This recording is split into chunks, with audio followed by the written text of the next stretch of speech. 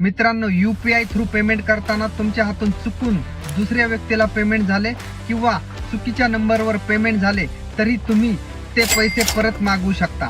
यासाठी काय करायचं हे मी तुम्हाला सांगतो, परंतु त्याआधी हा व्हिडिओ सेव्ह करून ठेवा। यासाठी NPCI या वेबसाईटवर जाऊन गेट इन टच वर क्लिक करा।